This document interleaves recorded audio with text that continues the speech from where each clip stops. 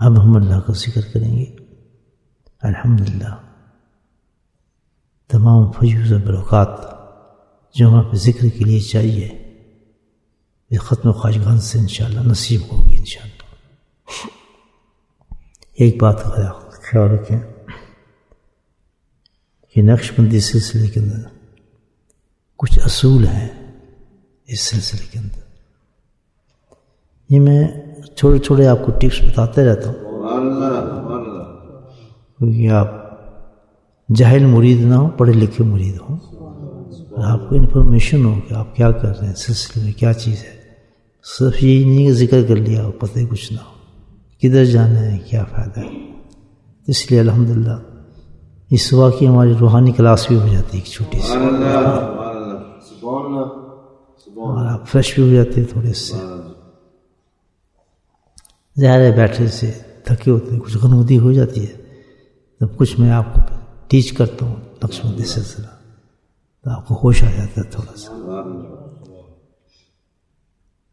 تو نقش بندی سلسلے کے کچھ اصول ہیں. جب تک آپ کسی بھی معاملے میں اس اصولوں پہ نہیں چلیں گے آپ کامیاب نہیں ہوں گے. کوئی بھی لے لیں آپ چیز، زندگی کی لے لیں، آخرت کی لے لیں، ہر چیز کے لیے پرنسپلس ہیں. تو کبھی ہم نے سوچا اس کے پرنسپلس کیا ہیں نقش بندی سلسلے کے.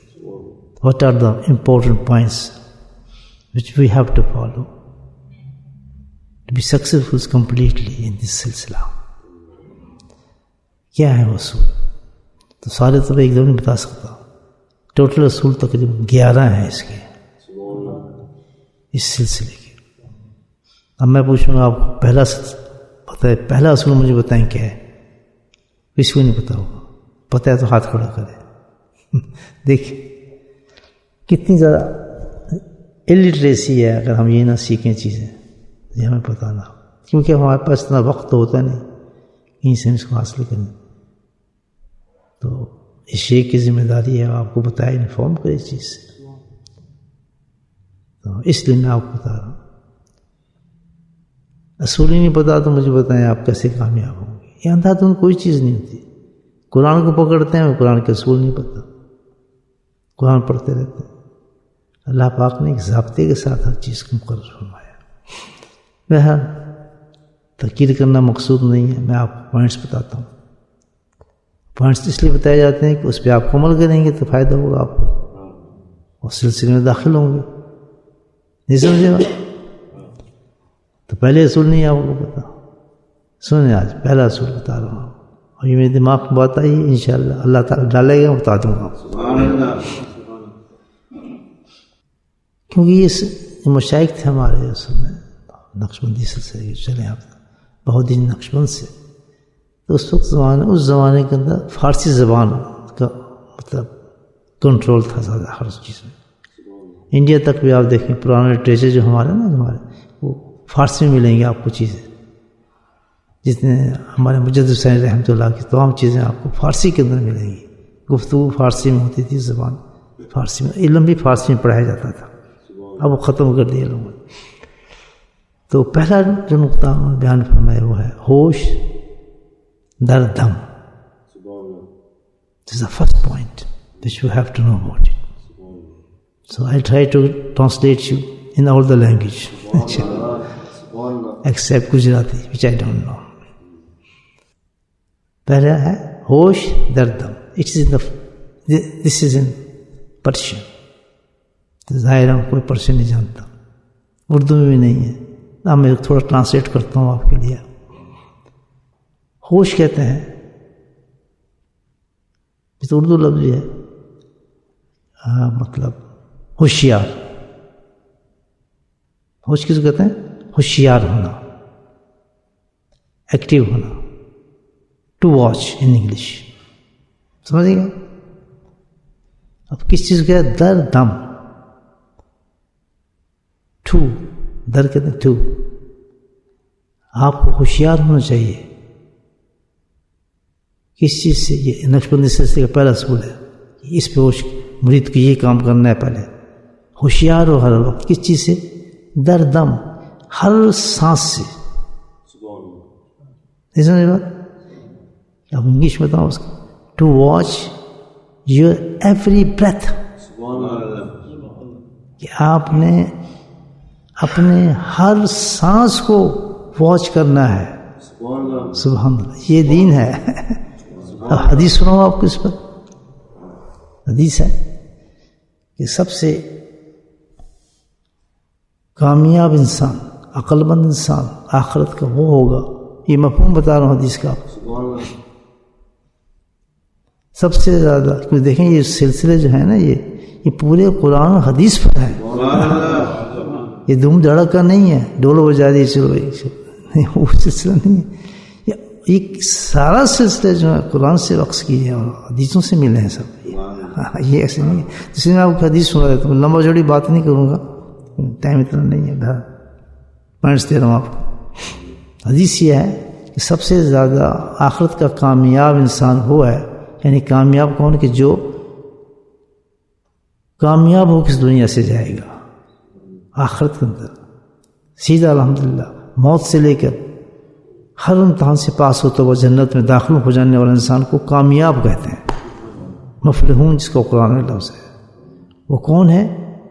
اس لیے پہلا سبب وہ انسان ہے کہ جس نے اپنے ہر سانس کو واچ کیا, ہر سانس کو واچ کیا. اس کو پھر قرآن بھی اس میں کہ محاسبہ کریں اپنا. سمجھ رہی بات میں؟ ہم تو بالکل فارغ ہیں, پوری زندگی کو واچ نہیں کرتے. سبحان اللہ, 24 گھنٹے میں تو پورے گھنٹوں کو واچ نہیں ہم کرتے. تو یہاں حکم کیا ہے کہ واچ یور ایوری بریتھ.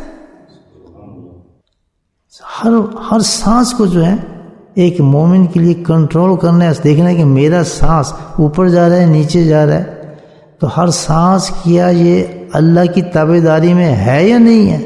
سبحان اللہ. تو نقش بندی کا سٹارٹ ہی یہی ہے کہ آپ کی زندگی کی دوسری بات ہے, ایک سانس بھی ایسا نہ گزرے جس میں اللہ کی نافرمانی ہو. یہ ہے ایک میسج جو اللہ نے ایمان والوں کو دیا ہے کہ اس طرح زندگی تم نے گزارنی ہے. تو اس پریکٹس کو کرنے کے لیے کہ ہر سانس ہمارا اطاعت میں گزرے, اس کے لیے پھر کیا طریقہ اختیار کیا ہے نقشبندی سلسلے نے؟ وہ کیا ہے کہ ہر دم اپنے آپ کو اللہ کے ذکر کے ساتھ رکھو. جب اللہ کے ذکر کے ساتھ تم مشغول ہو گئے تو اس پریکٹس پر تمہارا کیا ہوگا کہ ہر سانس جو ہوگا وہ اس چیز کا عادی ہو جائے گا کہ وہ اللہ کا ذکر کرتے ہوئے نکلے گا. جو اللہ کا ذکر کرتے ہوئے ہر سانس نکلے گا وہ کبھی بھی غافل نہیں ہو سکتا, بلکہ وہ اطاعت پر آپ کو لے کر جائے گا.